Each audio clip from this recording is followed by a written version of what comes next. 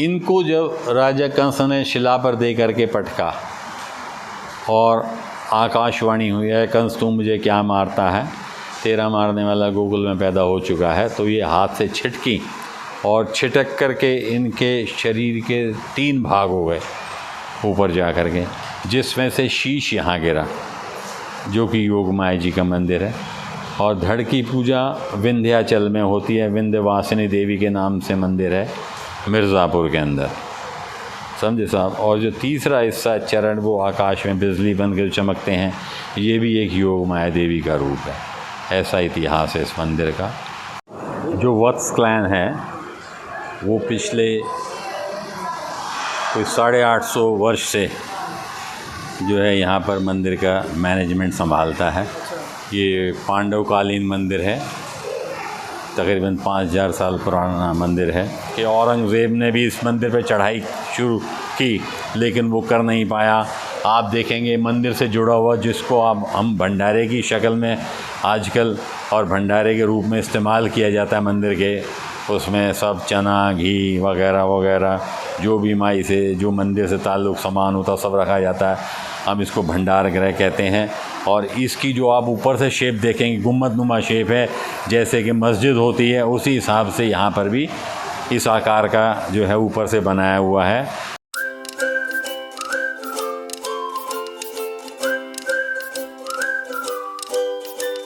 दिल्ली के मेहरौली में कुतुब मीनार है। इसी विश्व विरासत से 850 मीटर की दूरी पर है महाभारत काल का योगमाया मंदिर। देवी योगमाया कृष्ण की बड़ी बहन थी। पौराणिक कथा के अनुसार द्वापर युग में जब भगवान कृष्ण का जन्म हुआ तब उनसे पहले माता दुर्गा ने योगमाया के रूप में जन्म लिया था। देवी दुर्गा ने यह अवतार कुछ समय के लिए ही लिया था। गर्ग पुराण के अनुसार भगवान कृष्ण की मां देवकी के 7वें गर्भ को बदलकर योगमाया ने रोहिणी के गर्भ में पहुंचाया था, जिससे बलराम जन्मे थे। इसके बाद यशोदा के गर्भ से योगमाया का जन्म हुआ। दिल्ली और आसपास के इलाकों में योगमाया मंदिर जैसे ही कई और भी प्राचीन मंदिर हैं। इसमें गाजियाबाद का दूधेश्वर नाथ मंदिर, प्रगति मैदान स्थित दूधिया भैरव मंदिर, पहाड़गंज का भगवान विश्वकर्मा मंदिर, पहाड़गंज में ही स्थित बाराही मंदिर, चाणक्यपुरी का प्राचीन श्री बटुक भैरव मंदिर, कनाट प्लेस में स्थित हनुमान मंदिर, गुरुग्राम में शीतला माता मंदिर, प्रगति मैदान में ही स्थित किलकारी भैरव मंदिर और दिल्ली का नीली छतरी मंदिर है। इन सभी मंदिरों की खासी महत्ता है और इन सभी का इतिहास बहुत ही व्यापक है। अगर बात योगमाया मंदिर की करें तो देश भर में देवी के कई दूसरे मंदिर भी हैं, जैसे वाराणसी के पास मिर्ज़ापुर जिले में विंध्याचल मंदिर, बाड़मेर का योगमाया मंदिर, जोधपुर का योगमाया मंदिर, वृंदावन का योगमाया मंदिर, पाकिस्तान के मुल्तान में, केरल के अलमथुरुथी में और त्रिपुरा में अगरतला के पास भी योगमाया मंदिर है। इस वीडियो में हम मेहरौली के योगमाया मंदिर के बारे में जानकारी लेंगे। यहाँ का इतिहास क्या है, यहाँ की महत्ता क्या है, आप यहाँ कैसे पहुँच सकते हैं और आसपास क्या क्या जगहें घूम सकते हैं, ये सब हम जानेंगे। आइए चलते हैं इस मंदिर के सफ़र पर।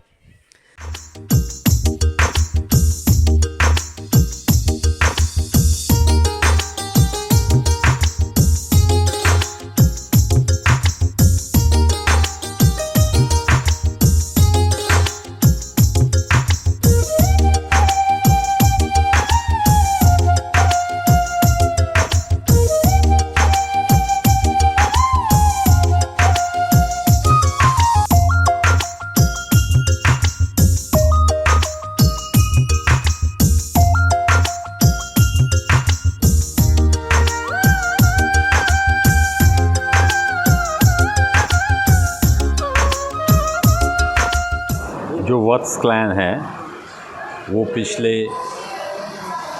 कोई 850 वर्ष से जो है यहाँ पर मंदिर का मैनेजमेंट संभालता है। तो ये वो योगमाया देवी का मंदिर है।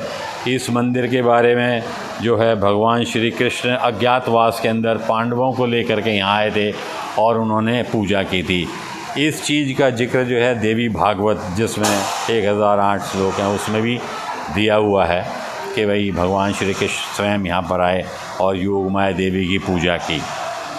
ये इसके चारों तरफ मंदिर की अरावली हिल्स हैं जहाँ पे अज्ञातवास में इन लोगों ने अपना टाइम बिताया था पांडवों ने। तो भगवान श्री कृष्ण उनको स्वयं लेकर के यहाँ पहुँचे और यहाँ पे योगमाया जी की पूजा कराई। इस मंदिर के इतिहास में ये भी कहा जाता है कि औरंगज़ेब ने भी इस मंदिर पर चढ़ाई शुरू की, लेकिन वो कर नहीं पाया। आप देखेंगे मंदिर से जुड़ा हुआ, जिसको आप हम भंडारे की शक्ल में आजकल और भंडारे के रूप में इस्तेमाल किया जाता है मंदिर के, उसमें सब चना, घी वगैरह वगैरह जो भी माई से, जो मंदिर से ताल्लुक़ सामान होता सब रखा जाता है। हम इसको भंडार गृह कहते हैं। और इसकी जो आप ऊपर से शेप देखेंगे, गुम्बदनुमा शेप है, जैसे कि मस्जिद होती है, उसी हिसाब से यहाँ पर भी इस आकार का जो है ऊपर से बनाया हुआ है। लेकिन उसके दिमाग में क्या आया, क्या देवी ने उससे घबरा गया देवी की महिमा से, वो इसको बीच में ही छोड़ करके चला गया औरंगज़ेब जो है, तो इसलिए वो यहाँ पर चढ़ाई नहीं कर सका। महरौली जो है एक मुस्लिम बहुल इलाका होता था पहले।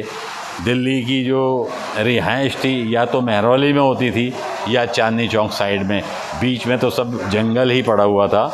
और ऐसा भी कहा जाता है कि जंगल इतना भयानक था कि जो अब किदवाई नगर है आजकल, यहाँ पर जो है जो कोई शहर से आता था चांदनी चौक वगैरह से महरौली की तरफ, वो शाम होने से पहले वापस निकल जाया करता था, क्योंकि किदवाई नगर में काफ़ी लुटेरे वगैरह होते थे, तो आने वाले यात्रियों को लूट लिया करते थे।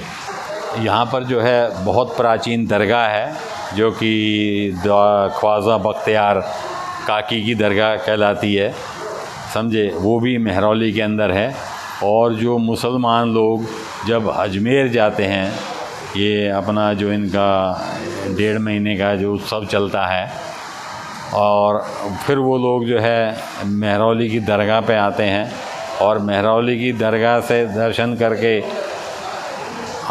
ये अजमेर शरीफ जाते हैं, और अजमेर शरीफ से वापस जब महरौली में ख्वाजा साहब की दरगाह पे दर्शन कर लेते हैं, जब जाके उनकी यात्रा जो है पूरी होती है। ऐसा जो है मान्यता है और हमने जो सुना है ये वो है। तो अब इसके साथ साथ जुड़ी एक और भी है कि जो महरौली में आपने सुना होगा फूल वालों की सैर, एक जो है मेला लगता है। ये हिंदू मुस्लिम एकता का प्रतीक है। और ये जो फूल वालों की सैर का मेला है, इसकी जो शुरुआत हुई थी ये बहादुर शाह जफ़र के टाइम में हुई थी।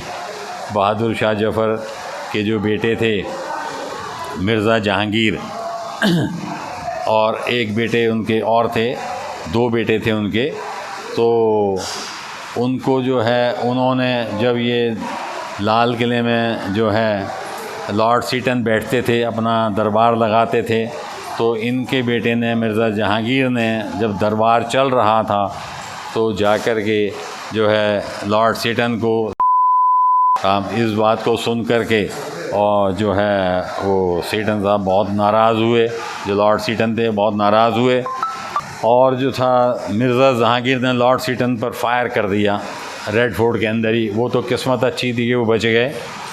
और ये सब देखने के बाद लॉर्ड सीटन ने हुक्म दिया कि भाई मिर्ज़ा जहांगीर को फ़ौरन अरेस्ट किया जाए और इनको जो है दिल्ली से निकाला दे दिया जाए। ये जब हुआ तो उनको इसी तरह अरेस्ट कर लिया, जेल भेज दिया गया और दिल्ली से बाहर निकाल दिया। ये सुन के बहादुर शाह जफ़र की जो बेगम थी वो बहुत उदास हुई कि मेरे बेटे को जो है जेल हो गई है और ये सब हो गया है। तो वो जो थी यहाँ पर दरगाह पर गईं, वहाँ पर उन्होंने चादर वगैरह चढ़ाई, मन्नत मांगी, और साथ साथ उनको बताया गया भाई योगमाया जी का एक बड़ा प्रसिद्ध मंदिर है। तो उस समय वो यहाँ भी आई और यहाँ भी आकर के देवी से मन्नत मांगी, अगर जो मेरा बेटा जहांगीर, मिर्ज़ा जहांगीर अगर जो पुलिस से रिहा हो जाता है बहुत जल्द, तो मैं दरगाह के अंदर फूलों की चादर और योगमाया जी पे आकर के फूलों के पंखे चढ़ाऊँगी, छत्र चढ़ाऊँगी। जैसे कि भगवान सुन रहा था, उनकी ये इबादत जो थी मंजूर हो गई और उनको जो है रिहा कर दिया गया। तो फिर बादशाह सलाम ने सोचा, बहादुर शाह जफ़र ने, कि भाई इस बात का जश्न मनाया जाए, बड़ी धूमधाम से हम जो है दरगाह पर जाएं, क्योंकि हमने वहाँ मन्नत मांगी थी और योगमाया जी पर मांगी थी। तो उन्होंने जो है इस जो फेस्टिवल था इसमें जब ये मनाने का प्रोग्राम लगा तो उन्होंने सोचा कि भाई अब हम जो है इसमें फूल वालों को भी शरीक करें। जो दिल्ली में फूल वगैरह उगाया करते थे, क्योंकि फूलों के बगैर भी रौनक नहीं होती है। उस समय दिल्ली के फूल मंडी से बहुत फूल वाले बुला लिए गए, बहुत फूल ले करके आए और उन्होंने इसी प्रकार दरगाह के लिए फूलों की चादर बनाई और मंदिर योगमाया जी के लिए फूलों के पंखे और छत्र बनाए। तो ये सब एक जो है बहादुर शाह जफ़र और उनकी बेगम एक जुलूस के तौर पर ये ले कर के चले, दरगाह गए और यहाँ पर योगमाया जी पर आकर के पंखे चढ़ाए, वहाँ पर फूलों की चादर चढ़ाई। जब ये सब हो गया, बड़ा खुशनुमा माहौल था, तो उसके बाद फिर ये सोचा गया कि भाई आज जो दिन मनाया है हमने, तो उसको फूल वालों की सैर का भी एक नाम दिया गया उस समय में कि भाई फूल वालों की सैर। तो उन्होंने सोचा कि अगर जैसा कि हमने इस साल हमने ये खुशी मनाई है, तो क्यों ना हम हर साल इस खुशी को मनाएं और ऐसे ही बदस्तूर एक जुलूस नुमा शक्ल में हम दरगाह भी जाएं और योगमाया जी के मंदिर जाएं, फूलों की चादर चढ़ाएं और फूलों के पंखे चढ़ाएं। तो ये भी एक इतिहास है कि हिंदू मुस्लिम एकता का प्रतीक जो है ये मेला मनाया जाता है, कम्युनल हारमनी। और अब तो शुरू में ये मेला सिर्फ दिल्ली तक ही सीमित था और अब तो दिल्ली से बाहर बहुत सारी स्टेट्स भी इस मेले में आकर के शरीक होती हैं और ये मेला हर साल मनाया जाता है। महरौली में जहाज महल एक आगे जाके शमची तालाब है, वहाँ पर ये मेला मनाया जाता है। और अभी भी बदस्तूर दरगाह पे भी फूलों के पंखे चढ़ाए जाते हैं, चादर चढ़ाई जाती है और योगमाया जी पर भी पंखे और फूलों के छत्र चढ़ाए जाते हैं। ये यहाँ पे कलगी भगवान की भी प्रतिमा है। हाँ, इसका महत्व क्या है? ये कलगी भगवान जो हैं, ये ऐसा माना जा रहा है कि विष्णु का अवतार लेंगे और जो है भगवान विष्णु जो है अब अवतार लेंगे। इनके लिए बहुत सारा कीर्तन भजन किया जा रहा है पूरे भारतवर्ष में और हमारे यहाँ योगमाया जी के मंदिर में भी अभी 6 जुलाई को कल की जयंती मनाई गई है। ये उत्सव पिछले 1987 से इस मंदिर में चलता आ रहा है, यानी कि 35 साल से बराबर हर साल कल की जयंती मनाई जाती है। यहाँ पर कल्की जी के भजन होते हैं, भगवान विष्णु के भजन होते हैं, योगमाया जी के भजन होते हैं और बहुत रौनक लगती है जब यहाँ पर ढोल मजीरे ताशे से जो है भजन गाए जाते हैं। बहुत लोग यानी कि महरौली से, पहाड़गंज से बहुत लोग आते हैं जो कि अपने अपने भजन लेकर के आते हैं और यहाँ पर आकर के सब गाते हैं और एक रौनक मेला लगता है। बाद में प्रसाद वगैरह का वितरण होता है और ये कल्की के 12वें अवतार के भगवान विष्णु के 12वें अवतार के रूप में भगवान कल्की जन्म लेंगे। और मैं समझता हूँ इस टाइम तो दिल्ली के अंदर तकरीबन दिल्ली क्या यूपी में भी जो अधिकतर मंदिरों में कल्की भगवान की स्थापना हो चुकी है। एक घोड़े पर सवार होकर आएंगे, हाथ में तलवार होगी और जो इनको जो अभी मंत्र दिया गया है वो दिया गया है, जय कल्की जय जगतपते पद्मावत जय रमापते। जय कल्की भगवान, जय योगमाया जी की। नहीं, हाँ, इनको जब राजा कंस ने शिला पर दे करके पटका और आकाशवाणी हुई है, कंस तू मुझे क्या मारता है, तेरा मारने वाला गोकुल में पैदा हो चुका है, तो ये हाथ से छिटकी और छिटक करके इनके शरीर के 3 भाग हो गए ऊपर जा कर के, जिसमें से शीश यहाँ गिरा जो कि योगमाया जी का मंदिर है। और धड़ की पूजा विंध्याचल में होती है, विंध्यवासिनी देवी के नाम से मंदिर है मिर्ज़ापुर के अंदर, समझे साहब। और जो तीसरा हिस्सा चरण वो आकाश में बिजली बनकर चमकते हैं, ये भी एक योगमाया देवी का रूप है। ऐसा इतिहास है इस मंदिर का जो जाना जाता है। आइए जानते हैं आप योगमाया मंदिर कैसे पहुंच सकते हैं। अगर आप मेट्रो की सवारी करके योगमाया मंदिर आना चाहते हैं तो सबसे नज़दीकी स्टेशन कुतुब मीनार है। यहाँ से 20 मिनट की पैदल दूरी पर मंदिर स्थित है। आप स्टेशन से ऑटो भी बुक कर सकते हैं। ऑटो से 50 रुपये का किराया देकर आप मंदिर पहुँच सकते हैं।